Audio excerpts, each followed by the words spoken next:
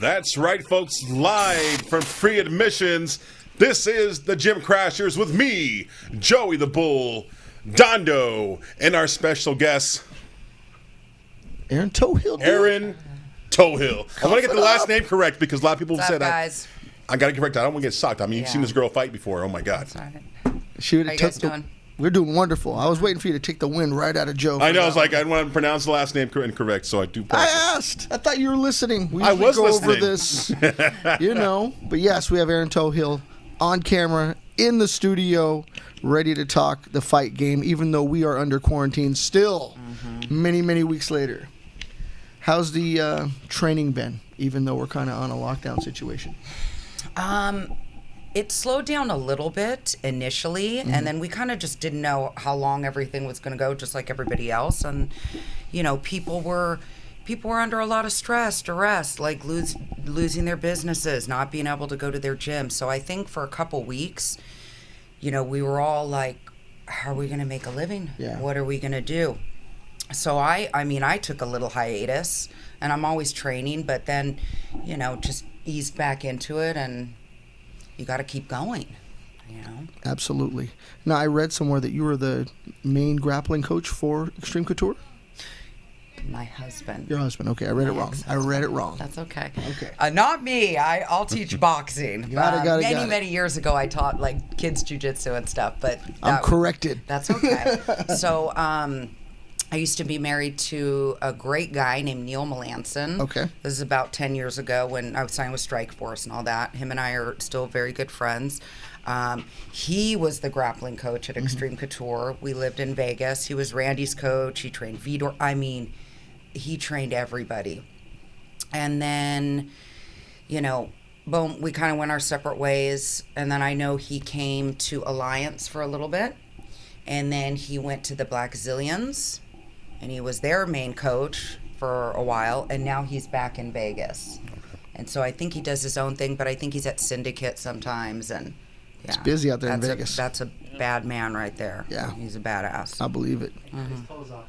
Yeah. Jesus. He knows. Robert, what do you read? Where's your microphone, Robert?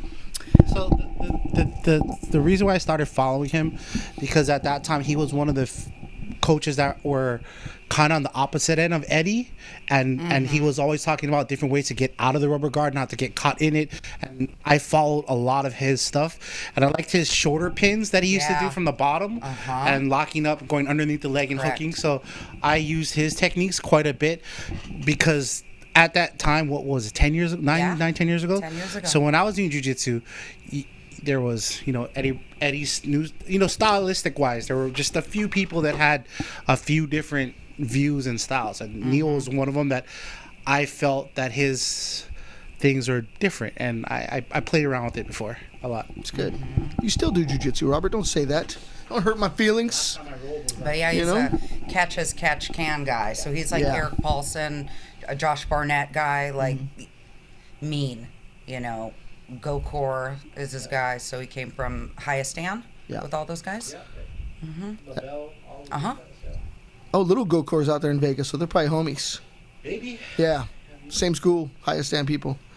You know, but yeah, that's really cool. So you're primarily, obviously, a mixed martial artist now, but you came from boxing.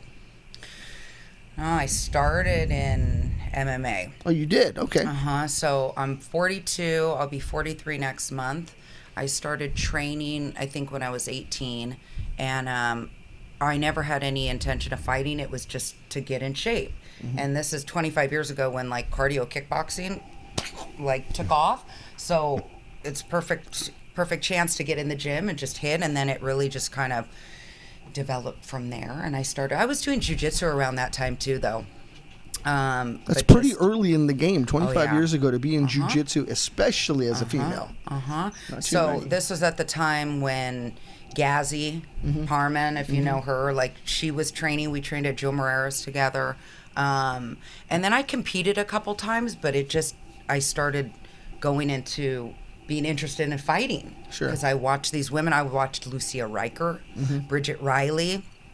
And I was like, oh my God, this is amazing. Wow. That was the beginning of what we know as jiu-jitsu MMA now. Yeah. So that's kind of amazing to hear Around somebody. the We don't time. talk to people that know that much. Yeah. People kind of allude to those things, but you were a part of it. So that's Yeah. amazing. And which is Pretty awesome rad. because Yeah. you did mention Joe Moreira, and that guy, I talk so much stuff about that guy. I give that guy so much love because the gym that I used to train my fighters in, he had his full-on Joe Moreira gym with Coach Legacy. He was one of the coaches at the time. You know Legacy. Yeah, I remember. And so just Joe Moreira is a great guy. Even we used to do his competitions. We had no-gi competitions with my boys, and my boys, like I said, I mentioned every story that our boys were the bad news bears of MMA because we never wore the same shirts, we had never wore the same shorts, the same bags. Where we compete against the Gracies that wore the same shorts, but we always placed second and third place at all teams. And I told my boys, you know what? All this shit that they're wearing don't mean nothing. Let's all in your heart and your mind, and we're doing great. And so Joe Moreira showed his love all the time, and he still is awesome. I love that guy. Yes. Yeah. I ran into him recently, but when he was training, this school was over near John Wayne Airport. Oh, wow. So this is, 25 years ago. Okay. And It's amazing. long time ago. That's in infancy. For people that live in Orange Yeah. County, that was the infancy of what would become Absolutely. MMA. It was more vale tudo then, I think. You know, that was the name of the game. No holds barred, vale tudo. Yeah. That's right. You know, It really was. the verbiage or the terminologies have changed since then. They just called it Valley Tudo. That's what it was. So Yeah. you know. That's pretty cool, man, that you were really there and obviously not only rub elbows, but, man, you trained with some of those people, you know, and then grew to fight some of those people and beat some of those people. And, you know, you're that caliber. That's really cool. And one of the I don't want to jump too far ahead. There's so much I want to ask, but highlight of your career thus far, because I never believe anything's over. We're looking at Mike Tyson coming back, so you just never know. What is the highlight of my For career you, so far? just for you personally, not what you think the world would think is the highlight of what you've done. Absolutely not. That's not to sound kind of whatever, but I used to be concerned with that. I'm not concerned with that anymore. That's good. I think probably the coolest thing that I've done is I'm still the only woman to be ranked in the top 5 in MMA and boxing at the same time. That's pretty amazing. Wow. So that's pretty rad. I know Cyborg is trying to get into boxing. Which I think she can and she could do well, but it would be when she does it, it would be like how McGregor when he matched up against Mayweather, like he ain't taken 10 fights to like get into the division and be ranked and stuff. Yeah. She would get, you know, somebody already at the top. yeah, near she the would top, get at in least. the top because it would be for a world title. So I worked extremely hard to get that accolade, and I beat a lot of really good girls. And anytime, if you look at my record, when I have lost, it was to like elite level people in boxing, not somebody who was 1 in 10. You know, it was like 10-0 or, you know, Team USA member. It's like I've always, anybody who knows me, if I just had my 29th pro fight, I mean, I fought everybody. I had more girls back out against me than I could have probably had more, but that's neither here nor there. Is the transition between MMA and actual boxing kind of challenging? Because I don't see very many people that can do both at that high level. It's very challenging, and that's eventually why I had to pick one, you know, and I did really well for a while, and then it was, the training is just so different, and yes, boxing is very dangerous, obviously, but you know, when you're doing the wrestling and you're getting thrown and you're doing all that stuff, you have more of a chance to, tear a ligament, rip a tendon, so those type of things. I think on your body, the impact of judo and all that stuff is a lot harder. So it's hard to do both. Mm-hmm. And I did it for a while, and then I think, I stopped boxing. I had a loss. I retired for a specific reason, and then I focused on MMA and still did very well. And then a little bit after that was when I got signed to Strikeforce and blah, blah, blah. No, those are some great accomplishments. So it's good to hear all that. But having those hands and being able to go the rounds as a boxer is very different than the 3-5 minute rounds in MMA. Yes. There, of course, there's girls that are better boxers than me. I know if I had focused on that sport from day one and I had an amateur career and I just solely did boxing, I could have definitely been a world champion. I'm a world title challenger, so I fought Layla Ali for a WBC belt. Yeah. That's amazing. I wanted to hear that. I was going to bring it up. I fought for 2 world titles. Mike Tyson was the main event. Wow. So you fought on a Tyson card. Yeah, we were the co-main. Damn. That is Showtime. amazing. I know you didn't list that as the top, but to me, damn, that's... Because I got beat, you know what I mean? I don't like that, but I still was able to. I think I was 6-1-1 at the time, and she was 22-0. Yeah. And her and I we're cool now. We're like old, we're like whatever. You are not old. Fuck, we hated each other. Wow. We fucking hated each other. And I was like, this was, they had forums back then. This is 2005. Because 15 years ago? It is, yeah. So they had... like MMA.TV, like the underground, they had that stupid shit, and like Sure Dog, but they didn't have, the platforms were nothing like they are today. Sure. So it would be when we were talking shit to each other, it would be through interviews. You know what I mean? Like an interview would come up and I'd be like, what this bitch say? And then I'd, send it into somebody and I'm like, post this, and it was I could just imagine if it was like now, you guys are just face to face. It would have been like a totally different level of just watching you girls talking so much shit to each other. Because she's she can talk shit and I can talk shit. Yeah, I could just see you both just going at it. So she beat me, and then I challenged her to an MMA fight because after when she beat me, she was like, oh man, I was so mad. She was like, you can't tap out in this sport. You can't. I was like, oh my God. So at any rate, it is a pretty amazing accomplishment because I don't know anybody else. I fought boxing, women's boxing was way better back then. We have Clarissa and we have some other girls that are good, but we had Ann Wolfe. We had Layla Ali. I mean, the divisions were deep back then. There's maybe like 10 in our division right now. I wonder if MMA has kind of hurt the growth of boxing. Absolutely. Yeah, absolutely. And you hear rumors of Amanda Nunez wants to actually box somebody. I forget who she wants to fight. I'll box her. I know some fighter. I read it a while back. If Amanda Nunez is looking for a fight, I'll fight her. There was talks of Amanda Nunez and Calista Shields after she had just beat Jermaine Demandamy for MMA fight. For an MMA fight, yeah, but. I don't know what weight that would be because I don't think there's 155 in the UFC. Well, Clarissa can't make 45. Okay, I think she just made 54. So she did 68, 60, and 54. So junior middleweight, and super middle, which is amazing. And she's a badass, in boxing. But in MMA, she'd get murked. So, that's the same thing if Amanda was going to fight her in a boxing match. Come on. It's a different game. Totally different game. Yeah. And it's cool. That's the beauty of it is the difference, and we can appreciate that. But, let's not get it twisted, Yeah. I mean, if Clarissa, and I'm cool with her, too. I talk to her sometimes. If she wants to fight MMA and she needs somebody before, I'll fight her. That is awesome. I totally would fight her. You hear here, folks. She will. She knows. That's what I'm talking about. She knows I would. That's awesome. And that was my argument too. Like back then, I was always about boxing. I never did pro, but I trained a lot with a lot of great fighters as a boxer. And then we had this program where we did MMA, and I was trying to do MMA, but you're right, it's totally different stance, totally different training. It's you can't mix boxing and the right way say, I'll just use my boxing MMA. You just can't do it. Period. No matter how much you say you can, hell no. Yeah. And believe me, I've been kicked a lot and guys trying to take me down, and it hurts. As a boxer, you're not used to that, you know, and I totally get what you're saying. Well, and the thing is, if you look at anybody who's flourished and done very well in MMA, strikers, they hire boxing coaches. Sure. Yeah, of course. You know what I mean? Yeah. So anybody that's good right now and they can strike because they hire not kickboxers, and even in my fights, even though I started at kickboxing, I mean, I'll check and I'll do, you're not going to find me kicking like Ray Seffo or something, but I'll check and punch and I'm very comfortable. I love the clinch. I love knees. I love that stuff.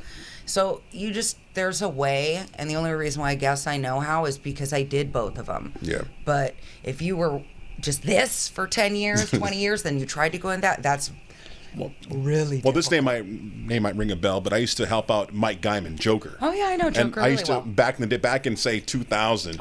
He used to call my brother. My brother was a wrestler he was ranked 2 in state or nation. So he used to call us up. We were like the Basham brothers. I go in and help with the hands, boxing these guys. When my brother was the wrestler, taking down the guys, trying to make them come up. And he's called, say, hey, Joe, I got some guy fighting next week. But I need you to come on down. So this one I was like a good 220. That was a little more than there back You're then. still a good 220, You're Joe. No, I'm 400 pounds and you're loving. It hasn't went anywhere. It's just underneath Don't let there. all these muscles fool you, bro. Come on. Yeah. But no, I used to, like I said, back then I used to be a 210, 220, good, back in shape, and he used to call my brother, hey, I got a fighter coming up. I need you to come on down. So, yeah, it was awesome training these MMA guys, trying to show them how to punch, because a lot of them have that wide stance because they want to do takedowns, where you got to show them how to throw that punch correctly, especially if you're doing a stand-up. Because you're doing MMA style, you're too wide, and you're trying to throw a punch, it doesn't really connect the way it should. It's just different. But shout out to Mike, Joker, Guyman. I love that guy Hi, too. Mike. Yeah. If you're watching, brother. Hell He's a yeah. good guy. I like Yeah, he is.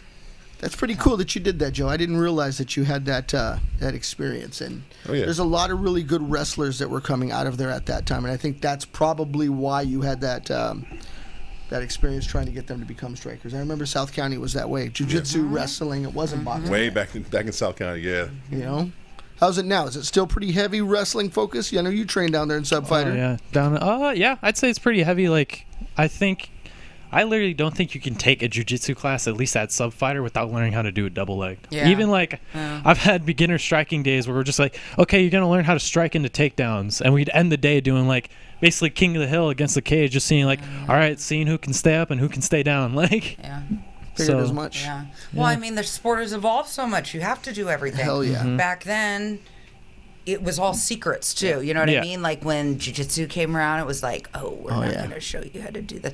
I get that. And then the Americans came in and started smashing everything because that's what we do. Yeah. And then they started learning and developing their own thing and opening their own schools and, Yeah, no, it's evolved considerably. Absolutely. It's almost unrecognizable from the early days of UFC to what we see people doing now. Crazy. And I want to give a quick shout out to some of our viewers. We have Jessica Sky, we have Andrew Gutierrez, we got Adam Woods, we got Arturo, Vicky Martin, Paul Stitz, and of course Coach Roy Ball. He's actually watching right now. You know what? Hi, Dale. He's actually watching right Speaking now. of boxing coaches, dude, Coach Roy Ball is the This is man. on Facebook Live. Oh, I was probably on YouTube. Yeah, I didn't see that either. But yeah, Hi, Dale. Dale's the one that hooked me up with this. I was very That's sweet of right. you, He Dale. introduced Yeah. us online, and this is how we make it happen. So thank you, Dale. You know, we got two boxers for you, man. This is from Robert. Two pros that need some work, Dale. All right. Well, we better hit them up because got to feed each other in this world. This is becoming slim pickings out here. I gave him my boy Chewy to get back to me. So. Yeah. I thought you said boxes, like they mean like donuts or something. I know Chewy? that Erin knows Chewy too. Yeah. We're going up to, I train with him sometimes at his gym, but we're going up to Buddy McGirt's tomorrow. I'm taking him. Right. Yeah. So I train with Buddy. He just texted me right now. He was like, "What time tomorrow?" Because I called out one of his guys. He's really cool. I'm just like, "Come help me," So, Yeah, I miss having our place at Legends.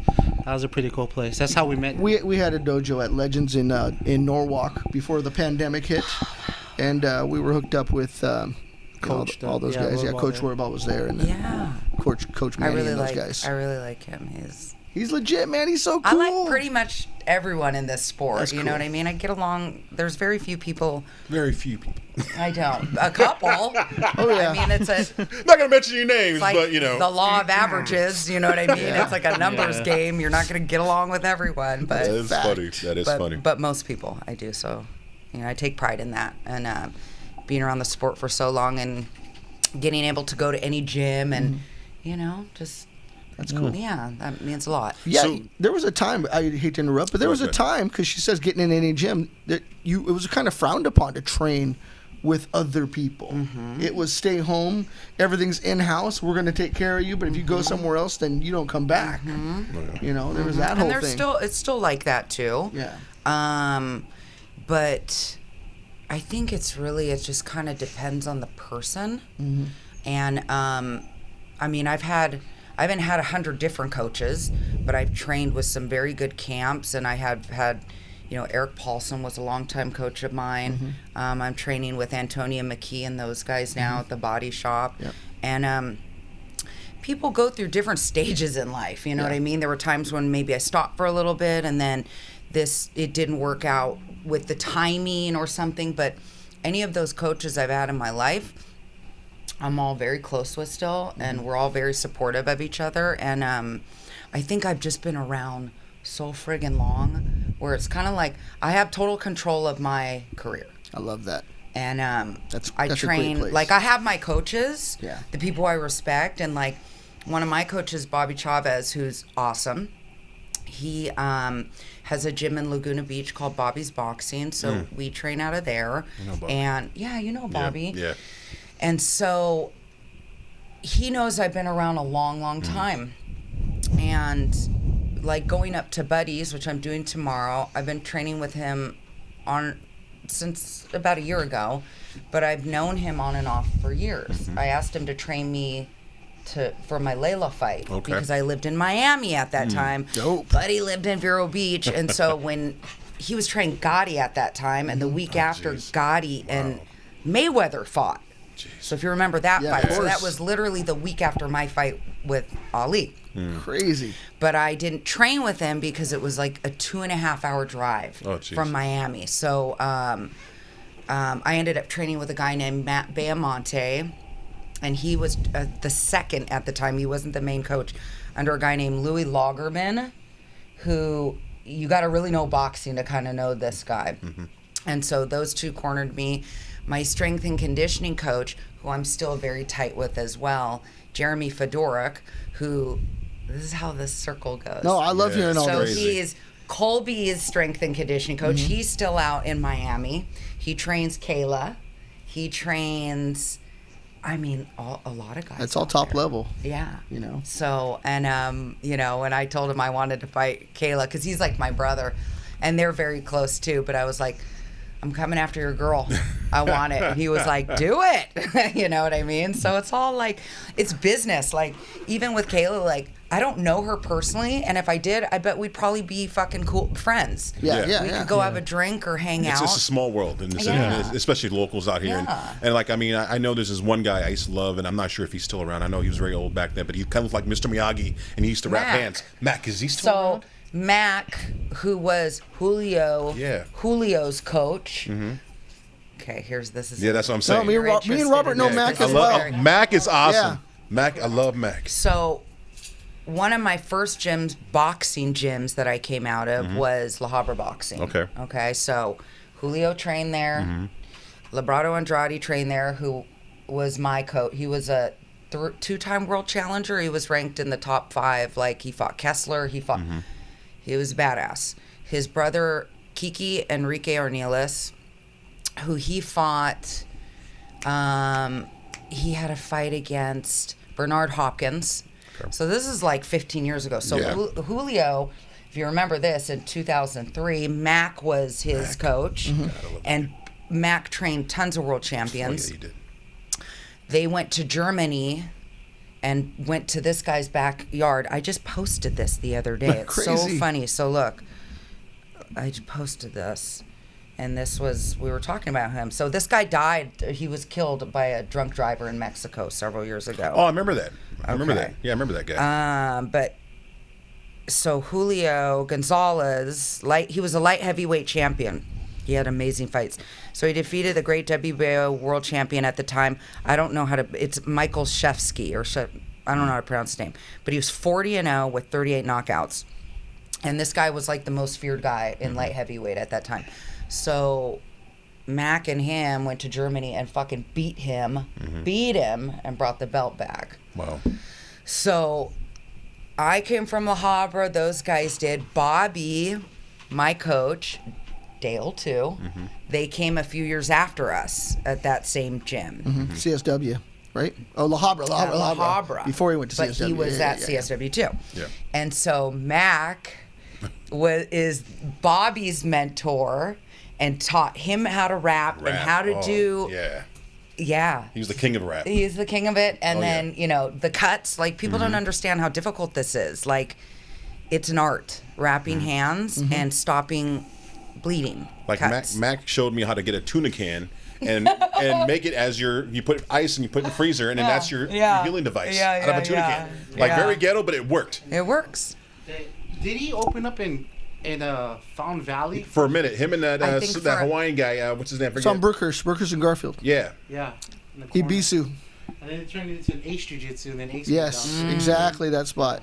My question is he still? Because I haven't seen that guy. I mean, is he still I around? just saw him, yeah. He's still around. So Wow. when one of our other fighters, Chelsea Anderson, hi Chelsea, May.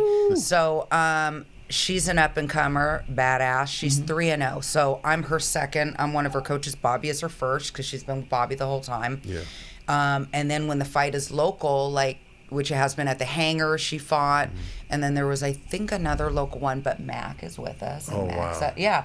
And, That's amazing. Love that guy. I know. He So taught me a lot. I mean, that guy taught me how to wrap hands, and amazing. that guy has some stories. Oh yeah, he does. You know what I mean? We used to bullshit a lot, and Gina used at the gym like, "What are you guys doing?" I'm like, "We're just bullshitting." Like, you know, the fight's gonna start. Like, we understand that, but you know, we're just talking old school stuff, and he'll give me some tips, and that's wow. He knows boxing. I mean, I know a good deal. I don't know like Al Heyman level. You know what I mean, with like contracts and blah blah blah.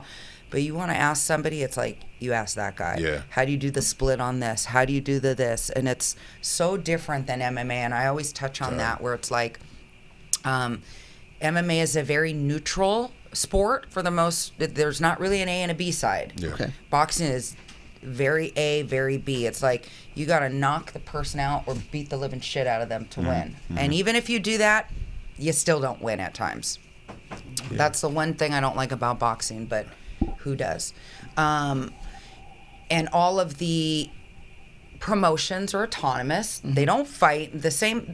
They'll cross promote. They're doing that with like Top Rank. They'll bring some of PBC's guys and Sure. whatever. But UFC is in-house. Bellator is in-house. PFL. They only fight each other. There's no cross promotions. And so they always have like a favorite, but it's not as heavy as boxing. Yeah, no, You know? you're absolutely right. I'm kind of glad, but we're starting to see a I'm little glad bit of stuff too. going on. But Because it would be, people, you got to really know boxing to understand it's a business too. it is a business. You know, that's the exactly what bottom it is. line. And you got to really, really, really understand it to know the ins and outs of it. Politics, yeah. The politics of it. And I think if people, if it was the same way in MMA, people would get very disillusioned.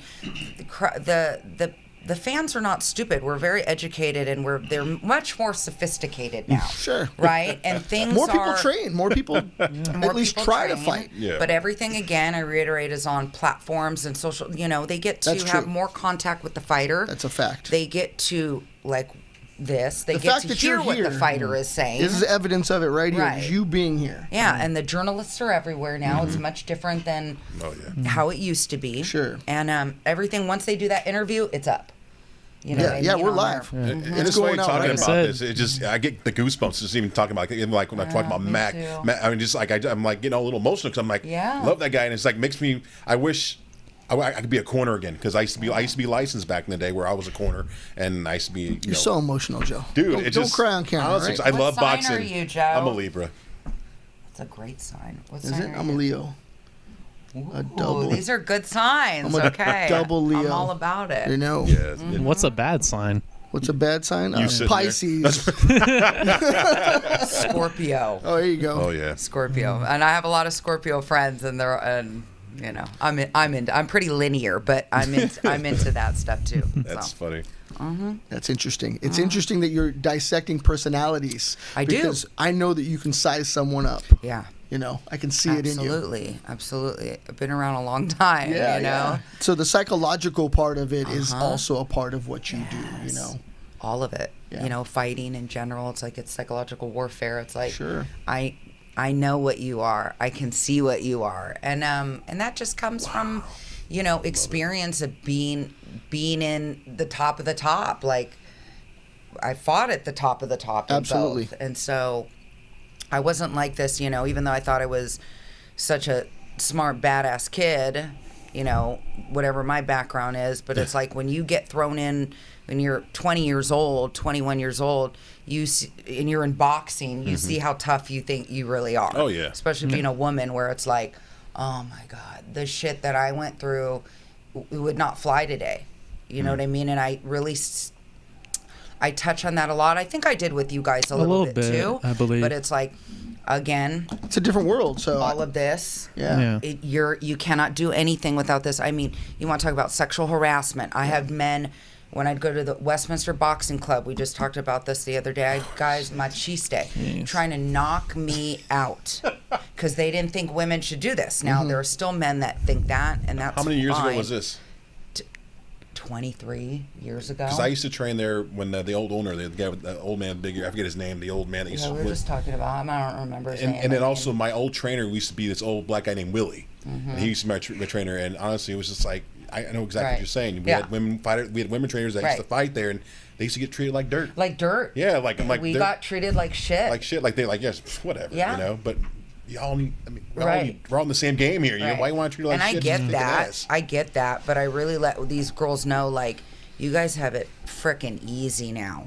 The ass whoopings, like if you were back then, like they could not get away with that now. Sure. They just couldn't. And I think that hardened me a lot too, where it's like I went through a lot of stuff. You were put up with a lot of stuff. You were tough to begin with, or you would not have withstood all of that. I know. That's tough is in the name. Like. Yeah, you said it, man. But it's true, you know. And I always my dad always said, you can do anything you want. You can go anywhere you want. You can, and I just always was like, I can do this. Fuck them. Yeah. I'm gonna come back, And that's how you pay for this, your blood and your sweat, and whatever I have now, it's like I earned that. Hell yeah. I earned that. Hell yeah. So, and you're still upright, which is important. I can still speak. I can put right. Full sentences together. And your money Some guys can't nowadays. I know. Good. I'm surprised. Right? It's like I love that. Yeah. I'm still good looking. You do, yeah. I mean, I have a daughter. She's gonna a good thing you know how to talk, Joe. And I actually taught her young. She actually was raised and born in a boxing gym. So from being in her car seat to her walking, she learned how to hit a bag. And for a very long time, she was a tomboy until she was like, I would say 16, till boys came along. Yeah. And that's when everything went. And then she kind of lost it. But she still can. I put the mitts up, and she still can hit hard. Yeah. She still has it in her. Yeah. And I used to have her spar with all my lightweights in the ring, and all the guys were like, Coach, it's okay, good dude. She wants to get hit. Yeah. Don't worry about it. Are you She'll okay? be She's like, okay. hell yeah, I'm good. I'm like, boom, all right. She'll be knocking the wind out of some of these boys. I'm like, there you go. She's ready to freaking kick your ass. Yeah, but that's why when I found La Habra, they had women there, and David Martinez, he really he had. There was me, Irene. There was another girl. I can't remember. Malpardita was her last name. Kina. Yeah, Kina Malpardita. Good, I Robert. love this. Pulling it out. He knows exactly who I'm talking about. Yeah.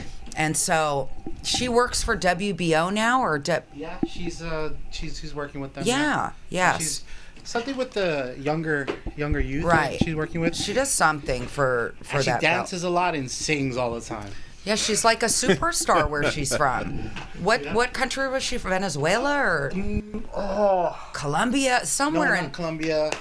It's on the tip of my tongue. Not Costa Rica. Chile? Costa Rica. No, Not Chile. Not Peru. I don't know. Is it Peru? Maybe. I think it's Peru. I think It might be They Peru. produce some fighters. Yeah. But we went there because the guys treated us with respect. Nice. And that's awesome. why I have a lot of really amazing memories from that gym. I met Kina last year because we were at the gala.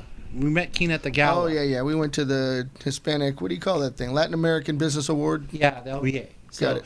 she won the year before, but she Yeah. was actually working the event at the Castaways. Oh, that's right. And then You that was told cute. me. And then that's yes. when I John, freaked make sure out we because talk to her. Yes, because they're like, who? Because she was It was working. Peru. I remember. And I Yeah, was like, think it was Peru. I was Yeah. like, that's Tina Moore. And they're like, who the hell's that? Dude, that's a world champion. That's right. Fuck, Yeah, she's she was a world badass. champion back And then then. they're like looking at me like, what? I'm like, she's just the work. No. And then later on, I got to speak to her and stuff. Because so- wasn't she a pro surfer too? Yes. Yeah, she was a pro surfer. That's so for sure Peru, because that's the only 'Cause surfing producing we nation. talked, her and I talked back then, but I don't even think she spoke English back then. And you know, we all kind of had our little like groups and we'd like whatever. But we were always cool, you know, we all got along, so That's pretty cool. it is cool. It's great to make that connection, because I remember talking to her. I remember you making a big deal out of it. And I'm like, I don't know. I That's can't put awesome. it together. I'm a But real fan of the sport, you know what I mean? Robert I is, love man. that. He's Yeah, I deep. can tell. He's deep. You know, It's rad. I can't remember. Who is she? I can't remember last week, so Robert just keeps me informed. Yeah. Truth That's in fine. that, Absolutely. you know. Mm-hmm. But MMA for you, I mean, putting it together. So obviously you mentioned being good with your hands. We know this. You're a boxer, but then the clinch, bringing up your knees, elbows, putting in Yeah. that Muay Thai game, I love that. and then the ground. Yeah. It's just a natural transition for you when you're just learning all these things, or was it just a grind? How does that all get put It's all a together? grind. I mean, some things flow better than others. Even right now, where it's like I'm only doing striking, and if I'm doing ground here and there, it's not going to be like sharp as shit, you know. And my Sure. timing is like it's the same thing. I'd have to train everything. I'm not a wrestler. If I have to, I will. But I'm really like if like I have a style, it's like, you know, Chuck Liddell, where it's like Yeah. defend the takedown, dun dun dun dun dun, and that's what I do. I'll go to the ground if I have to. I really don't care. I'm comfortable on the ground, but I prefer to hurt people. I like knocking people out. I like hitting people. Now, speaking of wrestling, That's amazing, and I love that. have you ever That's been? why I'm deep. fighting. That's why I came back. It's like I'm not doing it. I'm doing boxing now.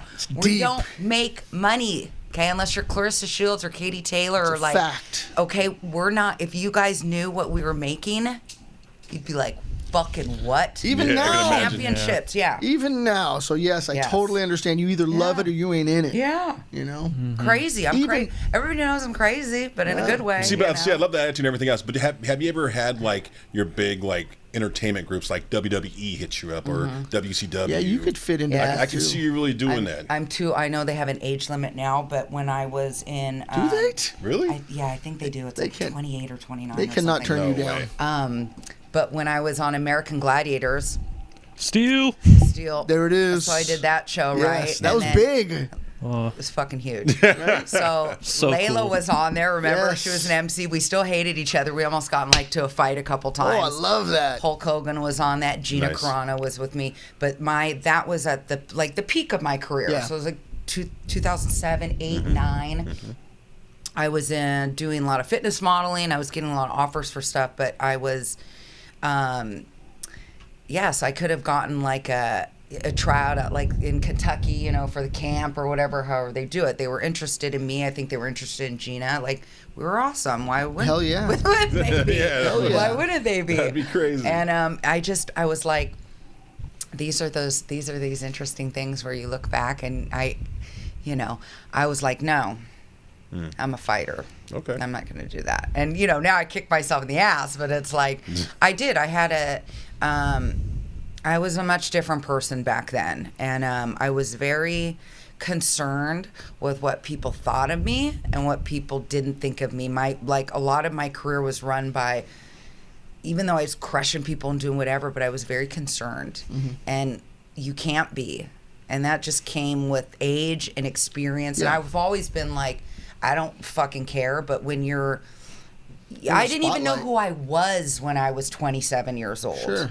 You I know don't what think I that's mean? uncommon, yeah. I was still developing and figuring out who I was as a woman, as a person. And like when I lost, this happens to a lot of athletes. This is kind of where I started having problems when I had a big loss with Layla or whatever. That's your identity, you know? And this happens with pro football players, with everyone when they get out of the game. What do I do? Yeah. Who am I? And that's why a lot of people turn to drugs and they turn to drinking and their careers get because they don't know what to do. Yeah. And it's sad, you know what I mean? And I went through that too. That's how I lost my Strike Force contract. And Pride coming before the fall, and I lost everything. And, you know, after that it was just, okay, you're strong. You can pull yourself up, brush yourself off, and like, you know, It's very honest of you to say all these things. Yeah. Is there a moment or is there a point of hitting bottom when you said, you know what, this just isn't me. I'm going to get back up? Yeah, so I had and we touched on this too. Yep, I'm very we did. open about Yeah. this stuff. Yeah, Like it's crazy. people Yeah. who know me, if you really know me, like I've always been like this. I've had more of a chip on my shoulder because I was angry I was like an angry kid for a lot of years. But when I knew I needed help, so I had a pain pill addiction. And this was in like 2006 or probably 7 or something. So even though my career was doing very well, I had in 2004, and I always talk about this because I know other people struggle with this. It's not like it's an epidemic. it's Yep. that, and also losing people, which Yeah. goes so. My sister died drinking and driving, and then my dad died a year after that. Terrible. And then the fight that I retired in boxing, I fought Layla in 05. This bitch wanted to fight me. She was ranked, I think we were top 5. I beat her. She wanted a rematch. I was like, okay. And by that time, I was just kind of I don't think I was using pills at that time. I think I was just kind of checked out.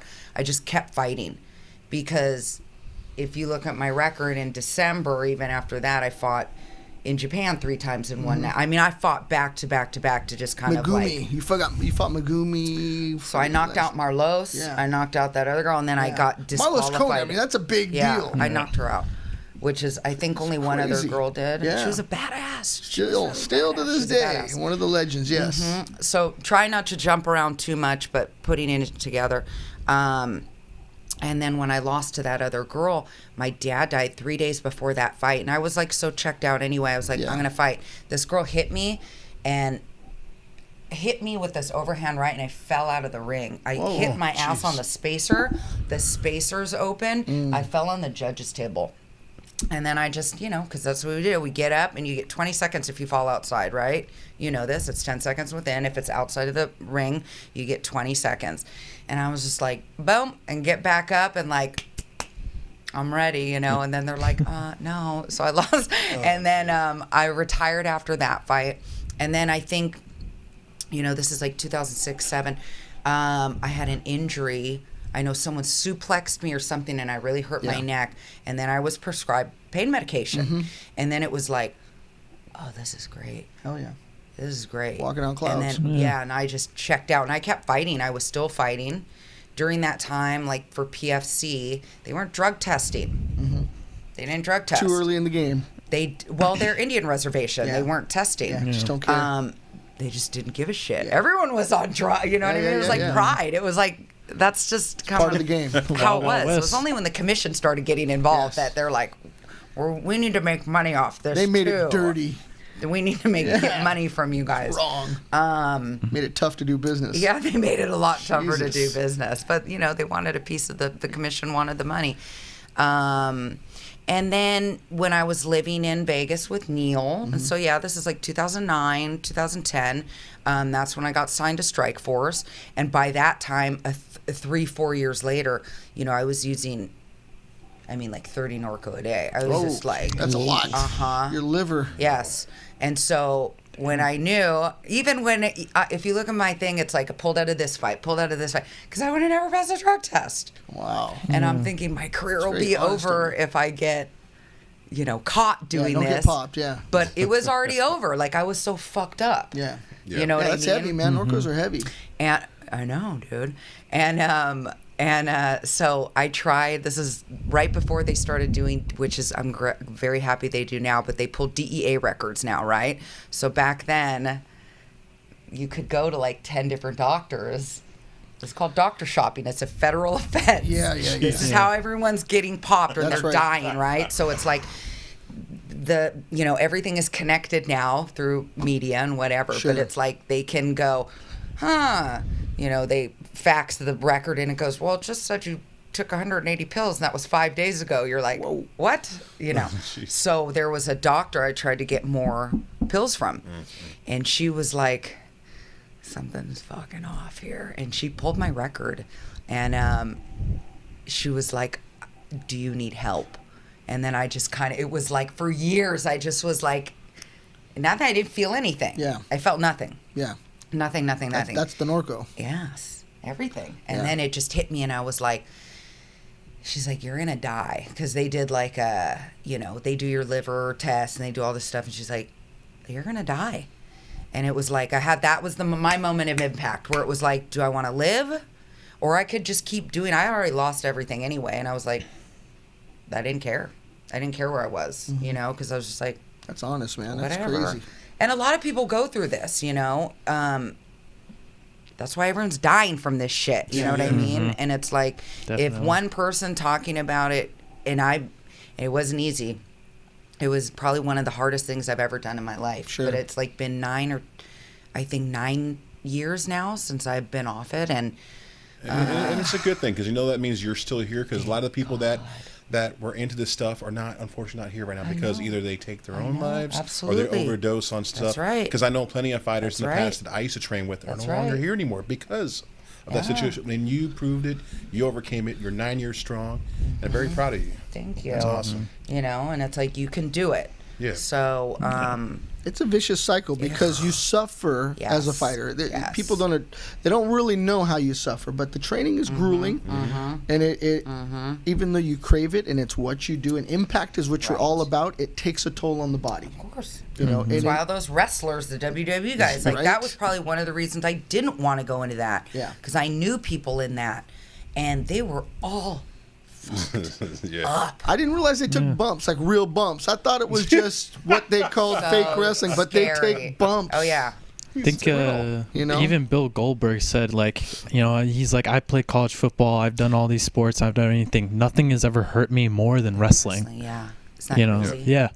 And that's why they all die. Well, I still remember being like a young kid and whoever is the guy that's kid. Yeah. Lucky bastard. Yeah. I remember though, like being like 18 or not 18, but like being like 9 years old and stuff, and like that one guy who's like married to the one Bella twin, like being a big fan of him, and then he's just like, I have to. You got Daniel Bryan, Daniel Bryan. Yeah, and how he had to come out and say, I have to stop wrestling because I broke my neck, and being a big fan of this guy, I'm like, whoa. But now he's back. Oh, really? I didn't know that. Yeah. Wow. So I met him, Daniel Bryan. What is Bryan Daniel? Like, now it's Bryan his Daniel. name? Okay. Yeah, it switched, Daniel so when he was on the circuit, he was training at Extreme Couture. Mm-hmm.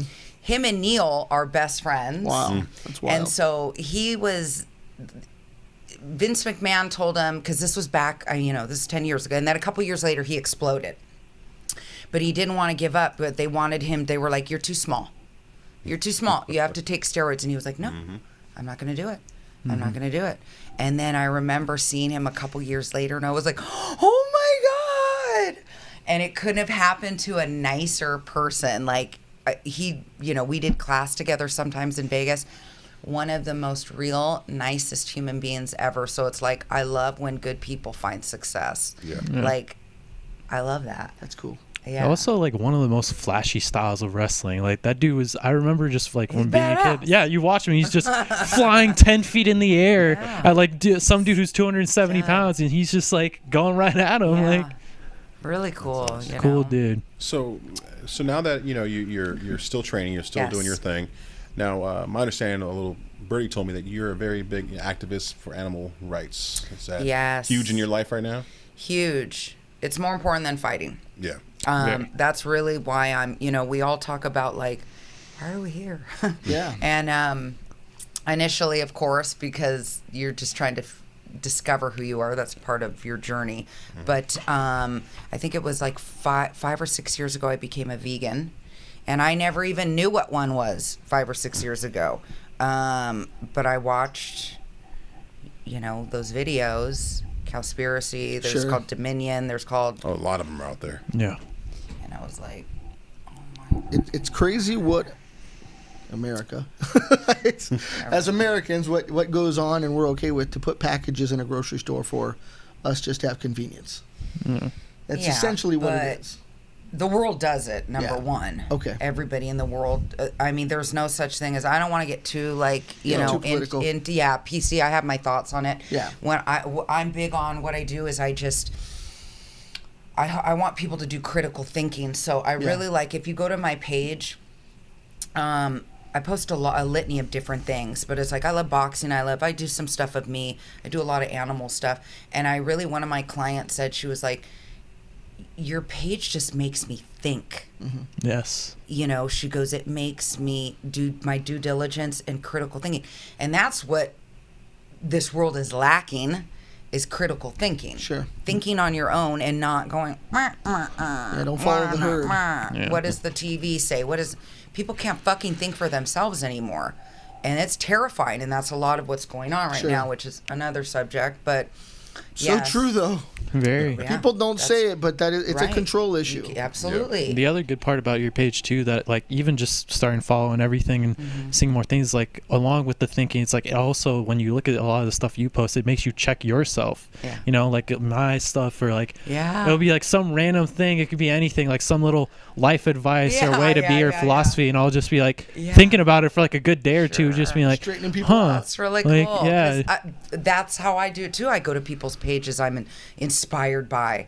Goggins, you know, you get those people that are like, yeah.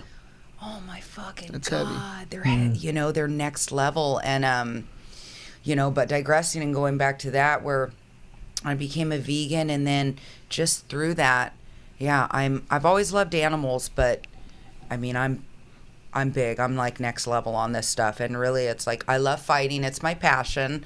I really love helping people more, like coaching. That's very fulfilling for me. But I'm a voice for the voiceless. And it's like, I always say to people, I go, wouldn't you want somebody to speak up for you if you couldn't? You know, defend you? It's like, I posted this thing the other day of that girl beating up a German she put boxing gloves Disgusting. on, and fucking that thing got like 13,000 views. Oh, no. TMZ shared it, blah blah blah. But it's like, do I lose followers for that? I don't give a shit. You know what I mean? It's like, I'll post what happens in how your meat gets to you. Yeah. How How they're slaughtered, and there all kinds of other things.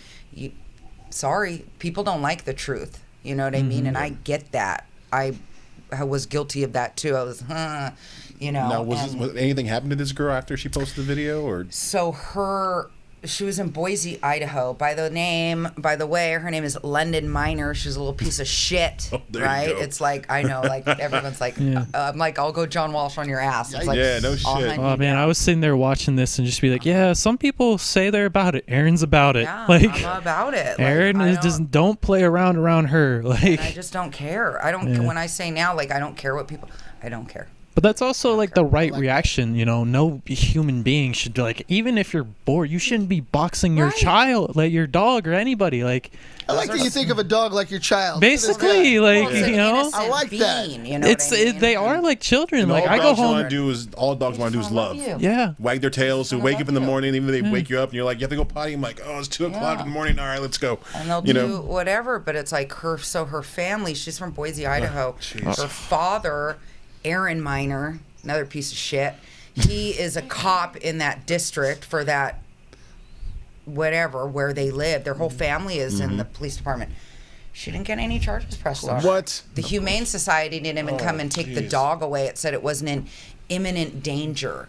And you know, this is why we do, the people who do what I do, and there's people who do way more than me. They're on the front lines, like saving the animals, and I do what I can, but it's like, I'm not in China and saving them from like the dog market where people are burning them alive.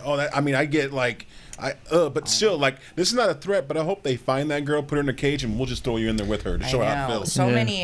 Joey. I'm just, Fights. But Yeah, let's throw her in a ring, just honestly. saying, like, Yeah. I told her before, I had a story about my little puppy that I have named Zoe that we had saved and adopted, and she was, as a baby, a pup, they cracked her back and they found her somewhere, dragging her body all around, and they had found her. They put her to water therapy, they saved her, and so we adopted her. Now she can't squatting poop, but she does the walking poop. But she still runs like a normal dog. Like the lady told us that it happened to her so young that she doesn't realize her body's messed up. They don't know. But she's They a don't know. loving They're little in the dog. present. Her and with Joey my have a lot in They're common. the present. Yeah. Same with my other dog, Roxy. Same with her. You know, they're both loving my two little baby girls, and I love them so much. My wife loves them more than me. I mean, they have snacks more than I have in the house. But I mean, that's what they show us. It's like how resilient animals are. And so when I want people to make the connection, because it's called cognitive dissonance, okay? You think one way and you are acting another way. We think, well, I'm not abusing animals. Well, you know, I know you are if you're eating meat and you're eating, and that's all I'm going to say. I try to let people make that connection that life isn't worth less than this one. Man, they all want to live. And if you're going to go, here's what I'm a proponent of. If you're going to go, I don't need meat to live. I don't need dairy. I don't need all that shit. And I'm fucking jacked. So it's like I'm in better shape now than I was when I ate meat and ate all that stuff. So I try to like show people that. It's like, but do what Joe Rogan does. Go kill it yourself. Yeah. I'm all like, cool. You wanted to eat meat? Cool. Just kill it quick. Yeah. And get it done with. And a lot of hunters are ethical hunters, you know what I mean? But if people really knew what happened, it's not quick. It's like, if you can look at that and not feel a thing, then you're a sociopath. Sure. You're a psychopath. Yeah, and they're raised just to feel that, just to have that end. That's wrong. Yeah. You know, they're not in the wild. They're not being hunted. No. You know, so I implore people, if you're interested in that, it's like, you know, I wouldn't want somebody telling me, meh, meh, meh. I don't respond to that. But what I do is I present information and I try to make you think. Yeah. So. Well, also too, like what I liked about you, and we touched on it too, is like when you present like eating healthier, eating more green, eating just more plant-based and all that, like was the benefits and the longevity of it, you know. And you see that with like athletes like the Game Changers movie and like other athletes, like even I listened to a podcast with James Lightning Wilkes, and he was talking about it, and you know, you notice people just already feeling better, you know, not even like I believe Rashad Evans recently turned like fully vegan. And he said like my mood is so much better, my overall well-being and health and emotional state is so much better because he's not, what he said, obviously I believe it was from like a DMT trip or something he took, but he said like basically I was told that the reason I'm feeling so bad is because I'm eating rotting flesh, which is a very interesting perspective, because I started thinking about it, I'm like, oh, he's kind of right. Like, and even the stuff you mentioned with the farming practices of like them not making the delineation between the cows that have like cancers, you know, tumors, all these very things that people think that animals don't get sick or get cancer or get illness or pus or whatever. I didn't think about any of this until you just brought it up. And she shocked me with the candy statistic too. Let her tell him about that one. There's no what's the word I'm looking for? But there's no separation. There's no laws on how these factory animals are treated, which is fucked, but whatever. It's, they can feed them anything. So these factory farming companies, they have contracts with trash companies. They have contracts with Mars Candy. And when these trash, the overflow with the candy or overflow with the manure, they can't bury it all. They give it to the animals, and the animals eat that. Okay? And the other thing, what people have to make the connection is, what is the biggest killer for humans is what? Stress, cortisol, right? Those animals are in a state of, their cortisol, stress, shock levels are through the roof. Just like when humans, that happens, and it stays within their DNA. You eat that, and it's, I mean, just like I said, do your due diligence, and if you're interested, do a little research. If you don't give a shit, then no. But it's like, I mean, I don't know, I'm gonna be 43 and I look pretty good, so hell yeah. Probably a little truth to, you know, eating better, and I think I look better now than 10 years ago. You know, I like my beer, and you know, that's pretty much the most that I do. It's like I eat very clean, I work out a lot, and I I don't know. No, and you're speaking the truth because there was a moment in time, He's like, I want more boxing. I want to talk boxing. I want to turn these two into vegan. No, the reason why, 'cause I did keto for a while, and Keto's the opposite of being a vegan. I understand that. I senor. understand that, but of course, I introduced meat, but it was more vegetables and all that stuff into my diet, and I actually How felt did that work for you? I felt a lot different. I mean, I felt a lot more clear, a lot more energy, but after that, I started dying away from it because I wanted the taste of tortillas and the potatoes and the rice, and then I kind of just keto went, boop, and then after I started eating all this. You can't sustain that. And I felt like You can't sustain no I feel like carbs. poop now. You know it's what I hard. mean? It's like It's hard. You It's can't hard. sustain that in the body. And let me just say, like, I don't think veganism. We have 8 billion people in the world, so Sure. it's like I don't think everybody is. We're not all the same. We can't have the same medicine. We can't have. Yeah. I'm sure there's some people that wouldn't do well on a diet like that or on a way of life, and I don't know, man. Well, there's blood types and genetics and all these Yeah. different things and body types that play a factor that you have to Absolutely. look into. Absolutely. Look at your family, what the history is, see how it's going to work. But clearly, I'm allergic to carbs because they make me expand. I swell up like a bee stung. Oh my God, me too. That's why I real. stay. Bad That's why I stay away from them. Yeah. I just don't keep it in my house or I'll eat it. Smart, You know? smart. Well, I like the way also like you put it, and then even the same thing like James like Lightning Wilkes put it is about like kind of getting like almost easing into veganism, like incorporating more vegetables, not necessarily like Yeah. going full cold turkey, Yeah. but you just kind of make the transition slowly. And I would try that, just being like, well, if I'm gonna eat this, Whatever you're doing, dude, we all need to try. 'Cause, yeah, It's I called don't think crack. you have a percent of It's fat called in you. being 20. Yeah, it's called Yeah. being 20. This guy, dude. I mean, when I was 20, I was Okay. eating like 4 big old Carl's Jr. burgers when I was training at the gym for You're 5 hours a fine. day. Yeah, Oh, yeah. no. Do it now, I'd lose I a foot. know. I know. it's called go take a Adam Lin jiu-jitsu class. Yeah, like, Yeah, Go for train real. at Sub Fighter. go train a sub fighter, and you'll come right off. Like, Yeah, but Robert and I have the record of eating all you can eat sushi and then training at Sub Fighter.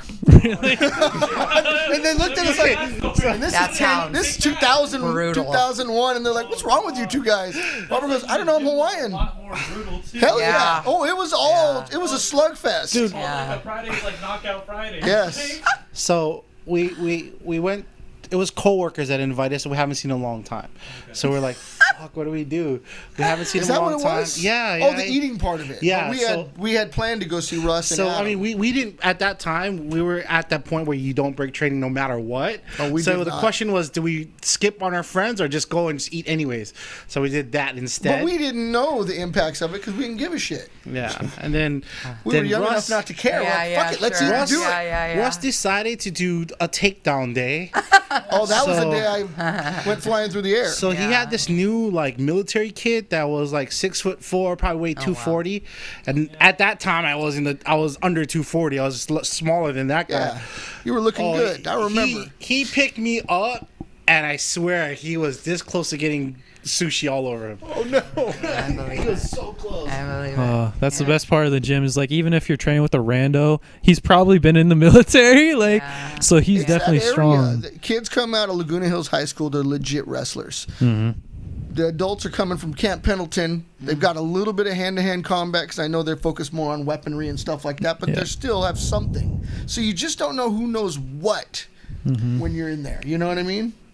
In general. Yeah, and anymore. That's so You true. know what I mean? It's like That's like daily life scary now. shit yeah. out there. It can be. It can be. Pick your battles. Mm-hmm. Pick your battles. It's fun when I went to Nebraska and trained there. We had like I love his story. Jason. He's a gentle giant. I'm all interested We're in. So they gave me an address. I was on a business trip and I needed a place to train. So they gave me an address in this community center in Nebraska. So I'm driving to where I don't know where, and I'm going through these neighborhoods, and all of a sudden I'm looking like, they look like gang members. Okay, there's like red rags on their heads and stuff like that. Okay, there's a community center, and then I go in there. Are you the darkest person anywhere? No. Okay. No. I'm just wondering. So I They get think there. you're a Native American, I bet. I don't know, but so I get there and there's this metal door. I'm knocking on it and a thing slides open. And the guy goes, "Who are you? What are you doing here?" I'm like, "Oh, I'm here for the jiu-jitsu class." Okay. Closes it, clank, clank, opens it up. I go in there and it's like low income community. I said, "No problem." I get in there, huge. I'm like, all these corn-fed, huge Nebraska boys. Hell yeah. And I'm like, oh my You're like, gosh. oh, God. They're throwing hay all day, dude. So they're Chucking barrels. So they're all in a gi, Yeah. and they the had whole line. they had a heater on to 95 degrees. Hell yeah. And they had a gi on, and everybody had gi as a gi class, and they were saying, oh, this is because they have like a tournament coming up, so do you want to jump in? Well, I'm already here, so why not, right? Oh my God, it was hell. But did you have a problem breathing? You were already accustomed to it, I would imagine. In a gi at 95 degrees cranked up in the middle of summer that is pretty sounds bad. brutal. Oh, in the It's middle of summer. Yeah, it in was the middle of summer. It was pretty bad. Because I remember being on mats, and then if you take your gi off, you lay on a mat, and it'll cook your back like bacon. Oh, God. Yeah. You know, it's one of those hot days. Some Yes. asshole opens up I the garage remember, door, yeah. and you're cooked. Yeah. You know? But I mean, you know me, I'm not the biggest gi guy. Like I prefer no Oh, I gi. didn't know. Yeah, I didn't really care for the gi. So one guy I trained noticed so long in gi, I just assumed you were a gi guy. he was confused because there were some things that I was doing that I, instead of using grips, I wasn't.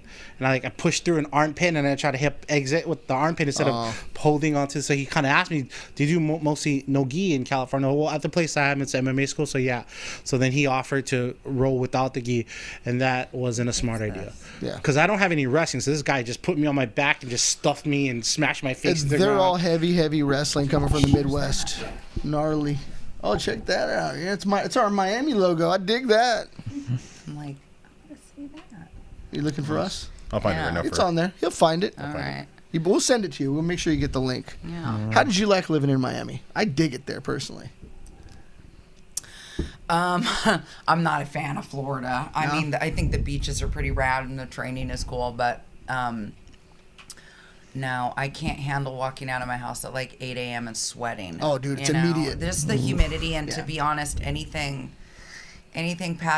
north of Miami is like you're in the fucking south. Oh, yeah. It's like you're in the Fact. deep south. That's a so it wasn't really my style, but Oh man, I love Miami. That was the time I used to wear my Speedo out there. Oh, right. I mean, I can wear a Speedo now. I don't give a I mean, I'm a big dude. I mean, I've been kicked out of a Seems couple like it's pool gonna parties. be a mess. If You know, you're wearing a because I let it all hang out. But yeah, in the Speedo, I'm pretty sexy. I think it's time. Do you have a bull or no bull prepared for Oh jeez, Erin I'm Toughill? afraid she might suck me. No, she don't. Well, let's do it. She's an animal lover, and you're a bull, so she knows you're full of bull. that's All a right, good let's make it plan happen. word. What are we doing? We're gonna give you over to Joey. He has a segment on this show. He's normally off camera, but today we brought him on camera I because know I had to put my makeup on. you know we were stoked to have you. But his segment is called Bull or No Bull because he used to be. What was it? A bodyguard for Dennis Rodman. He had trained before, so he got a lot of stories. See, I like to know about you guys too. Yeah, hell yeah. Jeez. That's cool. He did porn. He did all kind of Oh shit. my God. Oh wow. He swears he's built like Let's that, hit but I the never saw commercial. it. I never saw that thing. We'll put Adam. We'll put the other Adam in. So he can Where did he run to? Oh. Go take a leak? Okay, well, when Adam gets back, Jeez. Adam is his last name is Aruba or something. That, you fought in Aruba. Yeah. It's crazy. Who did you fight there? Valley Tudo. I fought Irma Verhoeven, who was A Dutch woman, Verhoeven, right? God, what the hell was her husband's name? It's at the tip of my tongue. No, her husband. He fought in Pride a couple times too. Let's hear it, It's a Robert. different last name than hers. Oh gosh. So, Can somebody look tropical island, Yes. early days of mixed martial arts. 99. Right? So it's still Vale Tudo time. 1999. I love that. We still thought the world was going to come to an end in 2000, Was it Y2K. like Y2K? Yeah. Just, right? Because now it's the COVID, right? Now it's for like, real. now it's They for say. real. Jeez. They say, right? We're all staying home, but I nothing know. happening. Well, if you're woke, you know it's. If you're broke, That You kid know better it's hurry up. I woke. gotta pee myself. I know we're on live still, but you can't leave, Joe. This is your I know, segment. but jeez. What the hell? When you get older, you can't hold the bladder like you used to. What do you guys think about UFC actually having a successful card this weekend? I'm stoked It for was him. rad. Yeah, I'm stoked. It was rad. Did you not like it? Oh, I love this. Here's the thing. Do you guys think, and just before, we're going to pull you on camera in a minute, Adam, Everybody can finally see how skinny I am. is grappling going to be shied away from in light of this coronavirus thing? Are you going to just stay standing and banging because you don't want to tie up? Especially because of their testing. I mean, what do you call it, got pulled. Jacare got pulled from the cart. Yeah. Him and his whole camp got tested, and then they tested positive. Okay. So they didn't allow him to fight in the cart. I know they test, but it just seems like people were standing there. It was a good card. Stand and Bang was the Watched name it. of this card. Awesome. Hell yeah. And the finish. Come on. I wanted to see Gaethje win. Bryce Mitchell, oh my He's not 10th God. Planet. He's Arkansas. But he's with 10 Planet guys, all right? Like, He hangs out on. He's intermixed with he them. goes- We he know how trains that with a lot goes. of different guys. but who was his I've been corner? I following thought him for a Eddie while. didn't I don't think they can hear them off camera, so I'm going to pull Adam on to do Bull or No Yeah, let's Bull do this right now. I gotta pee. now. Hurry Come up. on, Play the commercial. Adam. Come on. Play the commercial. I gotta go really bad. I know. I ran down there quick. We're gonna play the commercial. Oh, jeez. Commercial skinny. Oh, wow. Well, welcome to Bull or No Bull. This is where I tell 3 stories, and one of them is true. Okay. Hey, do we have footage of Mr. Mike Tyson anywhere? Oh yeah, right. Because this is one of my stories. He's looking. Would you looking take like one a of those savage. punches? I could take it any day. This guy swears by it. Any day, Mike. At what catch weight? Yeah, you. I catch weights in your face. I don't know. Any if day. you'd- I don't think you'd wake up. I don't think. most I'll people definitely wake up with me as a champ. This is from a high-level professional. I'm just telling you right now. No, here you go. 53. How amazing does he look? You know, I don't care. All right. I've been. You know, I already met this guy once back in probably like 2002. I shook his hand. I told him I'm training him. Also, I'm a heavyweight fighter myself. It'll be nice to meet you one day. And I know, I see that. Ooh, look at 20 seconds. Oh, 20 seconds. He's tired. 20 seconds. He's tired. 20 seconds. He's tired. Look at that. All that. I could do the same shit. Watch. Tired from knocking you out, Joey? No, or- watch. Look at watch. Once he's done, put that camera on me. Now count 10 seconds. Ready? Here we go. Ready? 2. Don't hit Aaron. I know. I'm like Look at I got a cramp. Hold on. I really got a cramp. Fuck, that hurt. bob and weave. Hold on, I gotta stand up. Oh, shit. I got a cramp for real. That hurt. I kid you not. You got a gas. No, I got a cramp. That really hurt. Don't shit on the gas. I'm not trying to shit on the gas. I just really got a cramp by doing all that. Do it again. Look at I can do all that. speed. Look at that speed. You gotta extend your punches, Joe. Well, I got short Tyrannosaurus Rex arms. I got little dinosaur arms. But T-Rex arms. I got T-Rex arms. But like, look at that. How do you reach Show your us toe? how elusive you are. Show us some head movement, Joey. Look at that. I can do Show all us some that. bobbing and weaving. I can do, you know, I've been. No, this is the truth. Tell us. You know, I hit up Tyson a long time ago. This is the true story. I met him on the escalator after a De La Hoya fight, and told him straight up, I'm out of breath. Woo! I know. I was gonna say, are you okay? Let me get some. Hold on one second. Breathing really hard right now. Out of breath. I got a cramp. Go vegan. It'll You know, help you. It'll had save Wendy's you. early. I do apologize. But no, I'm just kidding. But no, I did tell him, hey. At the time I was like 210, 220. I was a bad motherfucker back in the day, you know. So, I told him, hey, it'd be a great to fight you one day. It'd be a great fight, and I guarantee I'll knock your ass out. I told him right in his face. I shook my hand. He shook my hand. He's like, oh, you some balls, kids. Thanks a lot. Great. Then after that, I met the guy later in the future because when I was working for Dennis, hung out with him. He's like, aren't you that guy that was talking all that? I go, yeah, that was me talking all that shit. No, I'm good. Okay. I'm good. Woo! Hope. Someone get Joey an IV. Can we I'm cut good. to commercial? We cut to commercial. Now, when Tyson came out with this video, the first one, like last week, I start riding his Instagram saying, dude, you ain't nothing. That's only a 10-second video. I can do the same thing in 10 seconds. Don't do it. Man, look at that. I mean, look at those hands. Look at this. It's like, wow, you can't even see my hands move. You look like a sushi Scared chef. for him right now. Teppanyaki chef. So I told him, like, I was ready. Benihana. Please let me have the Benihana? opportunity. You don't have to be scared. I'm good. I go, please let me have the opportunity. Then when I seen this recent video of him in his little 10-second clips, ooh, I gotta watch out. Look, he's speeding, he's bobbing and weaving. I mean, if I wore tiny little shorts like that with a nice sweaty T-shirt hitting mitts, I look the same thing. I guarantee you, I'll put a video out sometime next week. I need somebody to hold the mitts. The mitts. No, I want you to hold the mitts for me, and I'm gonna show you how I can do it. Oh my God. So Tyson can do it. How old is he again? 53. And I'm 45 and I'm still pretty. But still, Tyson, if you're listening, to this day, I'm still telling you, I'll beat your ass. That's one of my stories. I'll beat his ass. That's one of the bullshit stories, or We're gonna guess it. okay. Story number 2. I'm not scared of you, woman.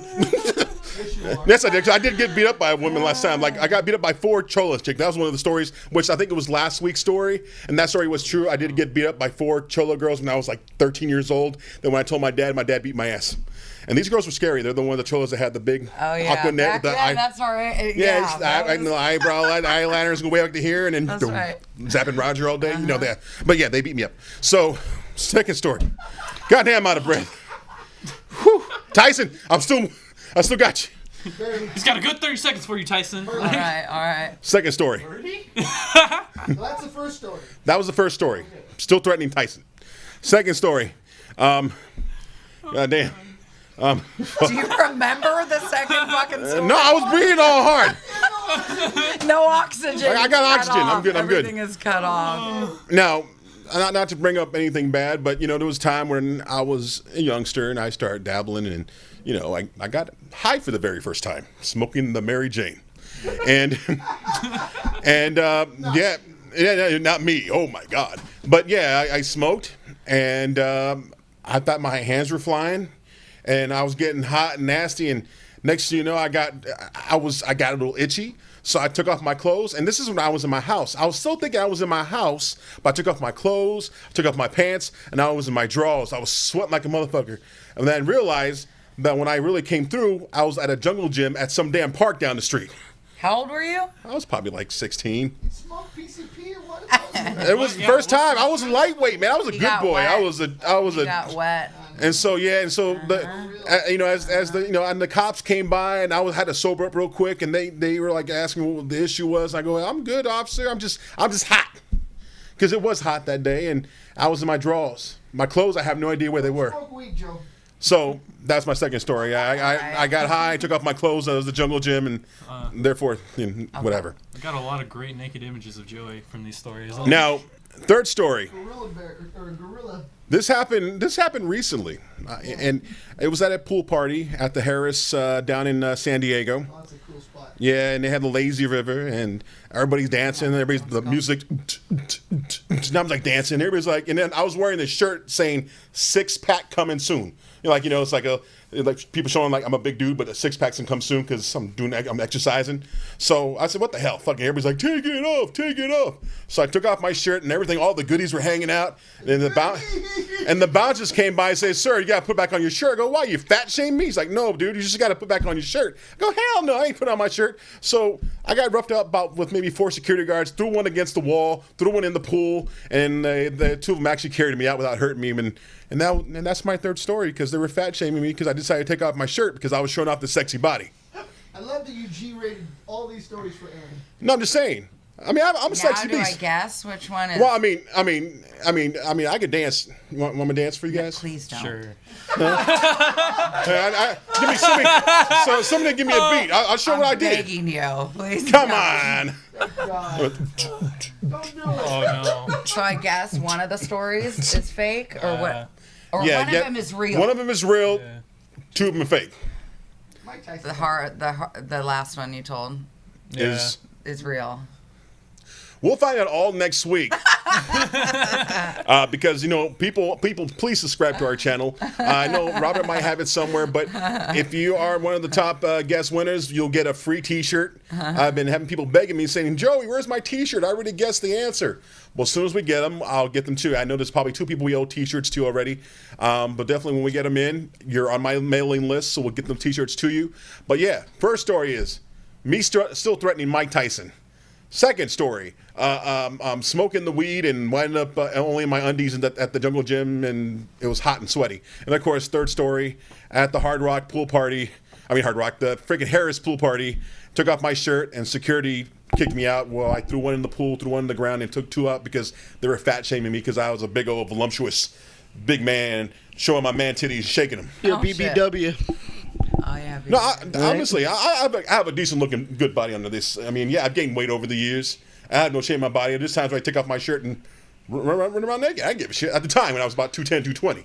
Yeah. But nowadays, people see it like, oh man, the guy needs to put on a bra. Yeah. Can't you see your thing if you're naked? Yes, I can. You can? Oh yeah. I can look down. I can see everything, even my toes. Just a little button. It's all good. Joe, bring us out.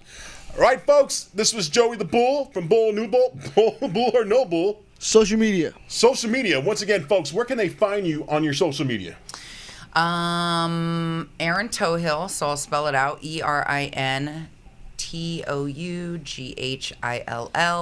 I have a Instagram account, and it's Erin, ERIN.fights, FIGHTS.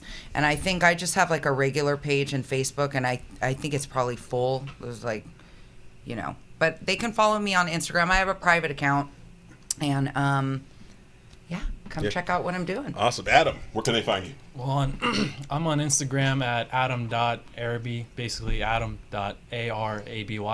And then just check out the Fight Life Connoisseurs YouTube. We had an episode with Erin on where she talked about some great things. We're cross-pollinating with the Fight Life Connoisseurs. We had Francesca on. Yeah. We love free love. Yeah. Very cool. And Dondo, where can they find you? Dondo the Gym Crasher on Instagram and John Dondo on Facebook, and that's about it. I don't TikTok. I don't Grinder. I don't do any of None of Well, that you shit. can find me on Please tell me you don't TikTok. Instagram. Oh, hell yeah, he does. I have funny TikToks. He's a wiggle jiggle. Oh, yeah. You can find me on TikTok, Instagram, Facebook. You can find me on all those pages out there. Tinder. And once again, we'll see you all Grindr. next week on the Gym Crasher Show. This is Joey the Bull signing out with us. We'll see you next week. Now it's time to take off my shirt and show people my sexy body. Oh, come on, man. Thank you, Robert, for cutting that short. All right. See you next week, folks. That was awesome.